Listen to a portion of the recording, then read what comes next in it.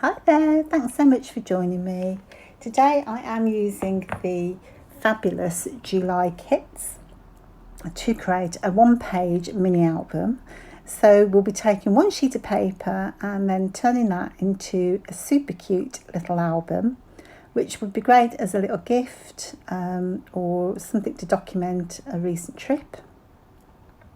So I have used this stunning paper which is full of beautiful colours, and I feel they're quite tropical or maybe like an Indian summer type colours. And it has a subtle pattern which will make it a great cover for my album. And what I'm doing then is dividing this page into 3 columns, as you can see here. And I'm going to leave you the dimensions below.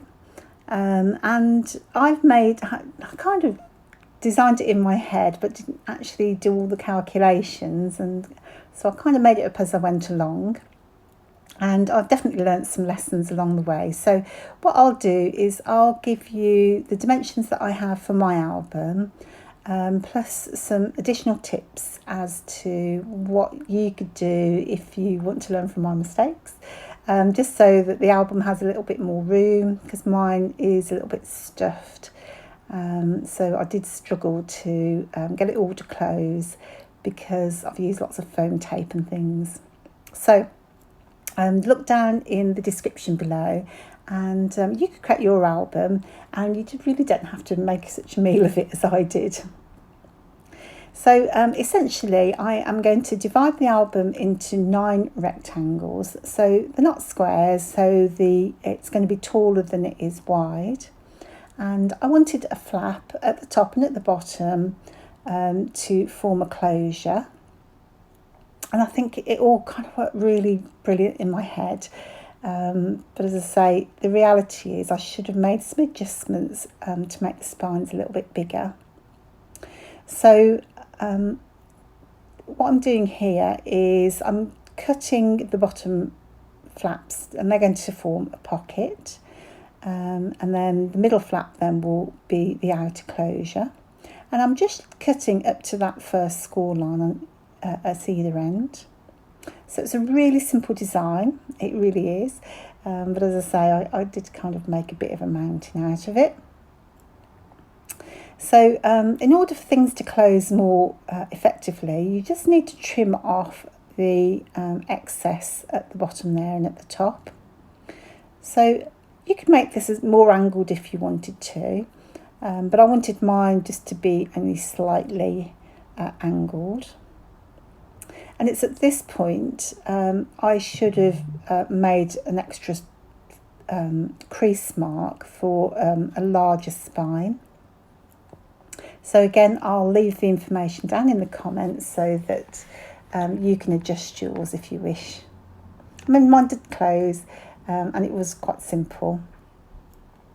So here's where I'm going with it. I try and shut the top and the bottom flaps, and again I need some extra depth on the folds there, so a second score line on both folds. So I'm just testing out the various combinations of this. So it's easily fixed, and I just use my trimmer to do the scoring. So I just wanted to trim that flap down a little bit at the bottom, so it's a little bit shorter than the top one, because I want it to look like an envelope. So you know those cute little office envelopes that you get with the closure?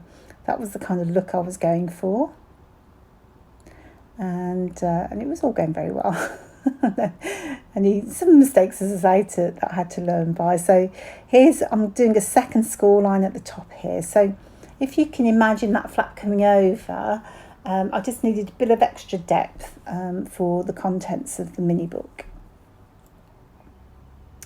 But I do love a bit of a project like this, where you take one piece of paper and see what you can do with it. I just like that challenge. Challenge accepted, but not necessarily accomplished in an easy manner. So I'm just rounding the corners of the outside of the top and bottom flaps so that this will form the outer closure, like so. And I will add the buttons, or the buttons and twine to do the actual closing. Now, I was actually doing this at a crop, and I had to bring my inks in my little case there, which I don't know if you can see, I decorated with old matte paper. So I've had this particular case for years, but it's absolutely perfect for all my inks. So it's a great way of bringing them out with me. And I'm just going to use my blending tool, and I think this is peacock feathers, just to add a bit of dimension around the outside, or a bit of edging. In my final piece, I also used some of the other colours, such as picked raspberry, just to add a little bit more colour here and there. So some of it was quite pale, and I wanted a little bit more colour. So you could do that if you wanted to bring out some of those colours, and you could just use your distress inks and blend away, and then you can make some of those paler areas really pop if you wanted to. It's absolutely perfect for a trip to Mexico. So off camera, I have now stitched along that bottom pocket there where you can see I'm adding some tape. And so I'm going to fold those up and then just secure them on one side so that that will form a pocket. And I've also created a second pocket here, or a third pocket even, and it's very simple again, and I've just notched out the top, and then I'm using double-sided tape on 3 sides to create the pocket. And I just wanted to put a little bit of decorative edge on here, so I'm using those die-cut borders, which I think came with the main kit, just to stick that down there and give it a decorative edge. It's really pretty. And I've just secured that flap there to form another pocket. So now I've got 3 pockets on the inside, which are fantastic.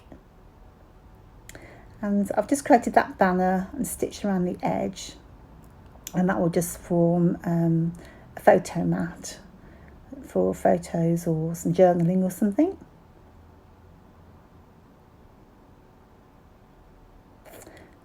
And the beauty about this is that if you do have the Pocket Live kit, you will find those pockets, those cards will fit in those pockets really nicely. So I am going to create this closure. So I've punched out two small circles, and I'm going to set an eyelet in the middle. Now I'm at a crop and I don't have my silent setter, so I've borrowed this crocodile, which is supposed to set eyelets, only I don't know how to do that. And my first one is a complete disaster, so it all goes wrong. So I have to try again, rip that one off and make another. So I'm sure this is probably simple if you've done it before, but I made a real mountain out of this whole thing.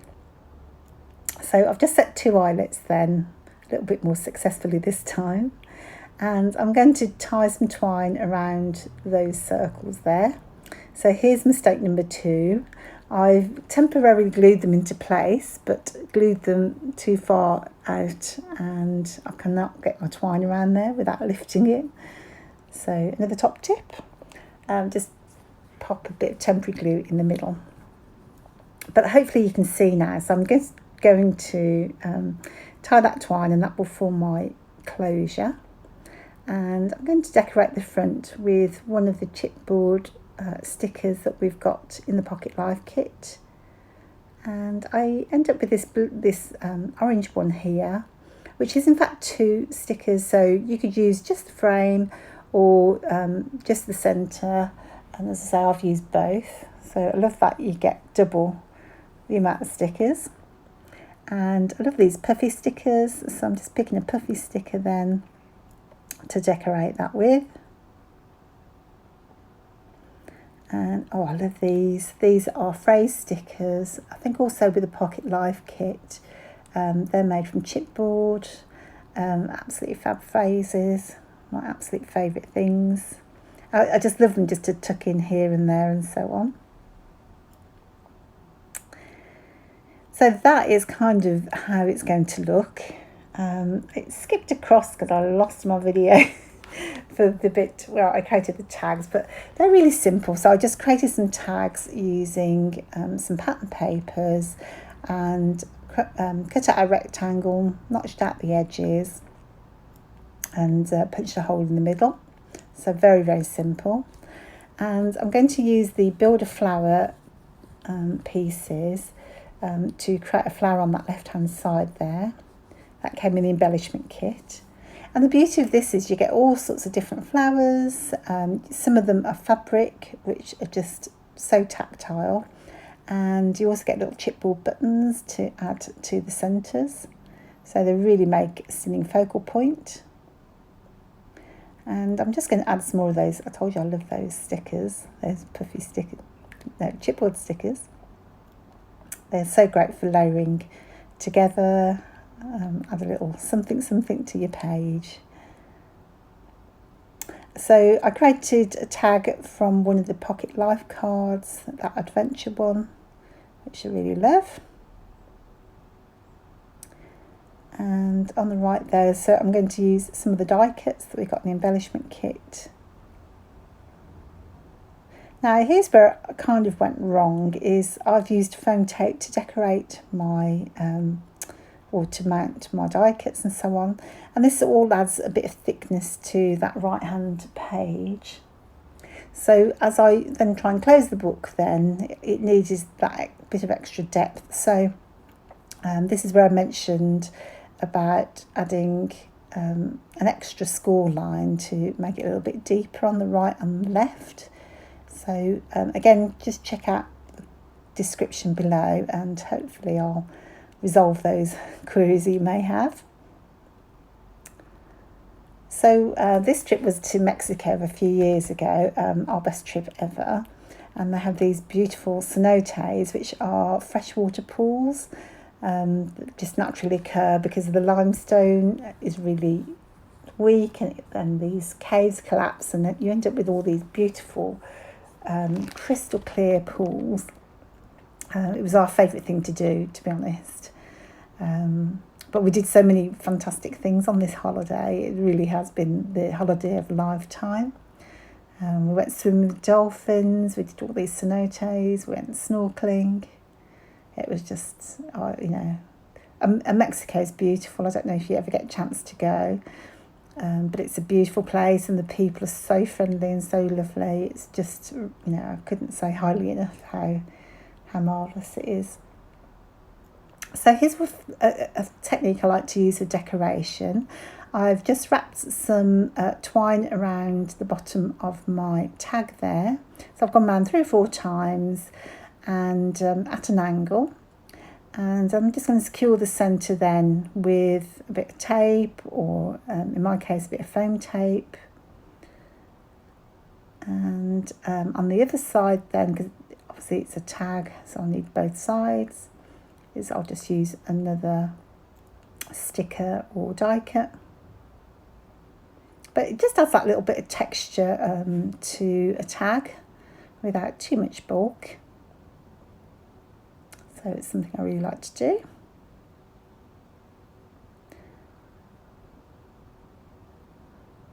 So it's just a case now of decorating. So in the end, in the close-ups, you'll see I've put my journaling on some of those flaps at the top there. And I just needed something to decorate that first page. So my friend who's at the Crop, Kelly, she suggested those beautiful acetate mandalas, which worked a treat. So I'm going to cut one in half and just attach that to the top and the bottom. And it just gives it a bit of decoration, but without looking odd when the book is closed.